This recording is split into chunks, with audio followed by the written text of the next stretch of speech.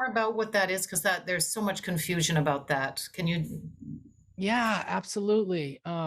You know, there is, I think one thing that I would like to say about sugar addiction and food addiction is that I prefer to look at it as a behavioral disorder rather than a weight related disorder. And I think that a lot of people tend to confuse it with weight related issues, or at least try to measure recovery based on pounds lost. I know that that's real popular in some of the 12-step movements. And I definitely want to support people and root for people that are in their quest to be their best selves. Like I want that for people.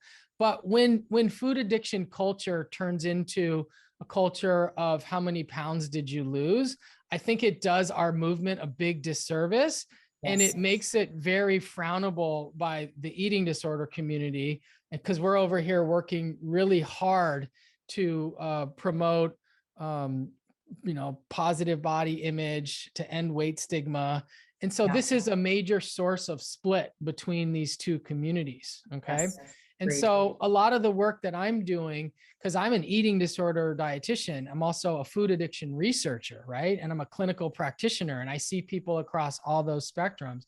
I am so fed up at the fact that, efforts in these areas not only are separate, but they seem to be upset with each other and warring with each other, right? Mm. And so there isn't a good collaborative process.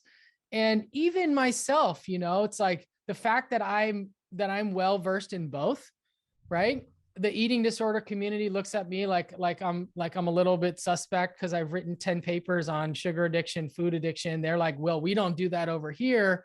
What's going on with this guy? What is he really saying? And then in the food addiction world, people look at me like I'm not really a part, because I'm actually talking about eating disorders, ending diet culture, and weight stigma, right? And so what is wrong with people today, where we're so black and white, you were so tribalistic that like someone couldn't actually be interested in the intersection of these issues and seeing where people have both of these problems, where they converge and where they diverge, right? And Yes. so it's been very frustrating for me, having conversations, because it seems like people either do fall into one tribe or the other, right?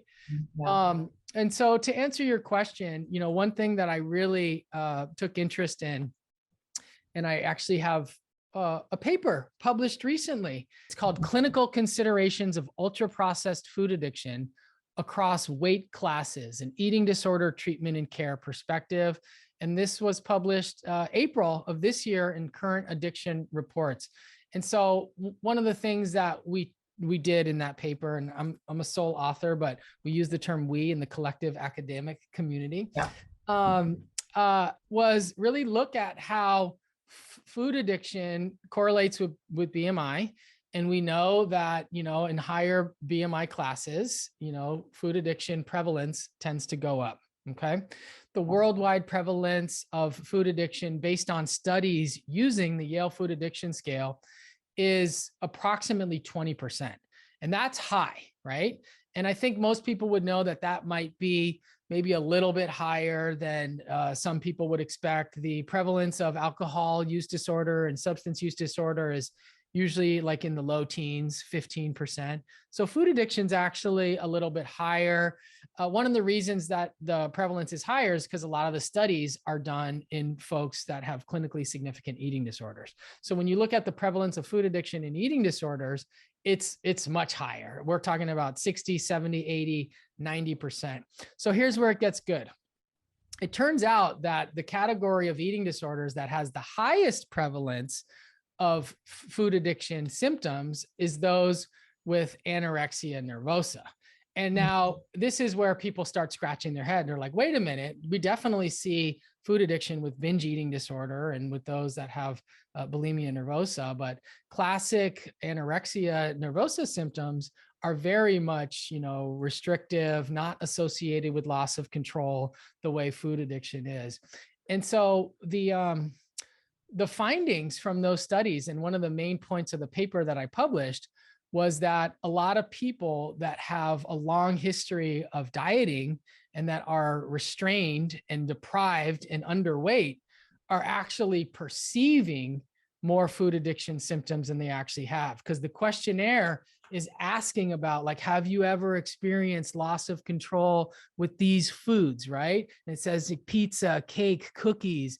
And so oftentimes people in that lowest weight category are finding, like, because they have internalized fear around these foods, because they have a subjective experience with food that is skewed, they're reporting really high scores on the food addiction scale, but it Yeah. doesn't actually match what they're actually doing, right? Right. Right. And so my point in sharing all that is that, I'm a researcher, and in research we use tools. We use tools to learn about people, right? But even tools can be imperfect, right? You need to take the information from the tools and sit down with someone. You could use your sugar interview or your, Yale food addiction scale, and you could collect information about someone. But then there might be a need to go into one step further and actually, like, ask questions about some of the individual items, explore further, right? And so, yeah, one of the findings from that paper is that, there might need to be different considerations for those that meet sugar addiction criteria in different BMI classes. So it doesn't mean to say that there aren't people that are hardcore, true biological sugar addicts that, became met criteria for anorexia nervosa because of their sugar addiction, right? That's one direction. But then another direction would be someone who's truly anorexia nervosa, but then developed perceived symptoms of sugar addiction and food addiction based on their body image disturbance, right? And so, yeah, I just want to bring the body image conversation into the sugar addiction world a little bit. I want to just bring that in and say that, when people recover from body image issues, and make peace in their body, whatever that means, whether that means staying your same weight, losing weight, gaining weight, whatever that means for the person, is that there are different things that happen in one's relationship to food. Okay. Yeah. And so there's just something there that I want to invite people to lean into. One of the things we used to say in addiction treatment is, like, how can you make a psychiatric diagnosis to someone who just got off of 8 years on the street of crystal meth and heroin, right? Yes. Someone's been on the run. They're not taking care of themselves. They've been on hard drugs, alcohol, and they're coming into treatment. How can you sit down with a psychiatrist and assess their psychiatric status when you haven't even stabilized them and got them 30 days of good food and good sleep and some water and some sunlight, right? Yeah. So that's an argument that we made early on, is that we need to address nutritional deficiencies before psychiatric diagnoses can be made, right?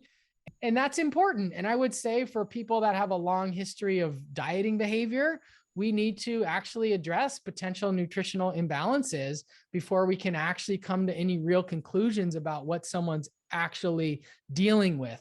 And my point in saying what I said about addiction treatment is that I also believe that in order to come to a really clear consensus about, someone's status as a quote unquote sugar addict, food addict, or person with an eating disorder, it's imperative to stabilize in one's relationship to their body, because you can't get a clear signal about someone's relationship to food if it's so noisy about one's relationship to body. If their body image disturbance is so noisy, you can't clearly pick up on the signal about what's going on with their relationship to food, right? So I want to bring the bigger picture of mental health into all these conversations, especially the biological conversations around sugar addiction, the neurobiology of addiction, something I know about and love to talk about, but I'm trying to get people to lean into thinking more about context, right? Other mental health diagnoses, the role of, like we talked about, body image, weight stigma, et cetera.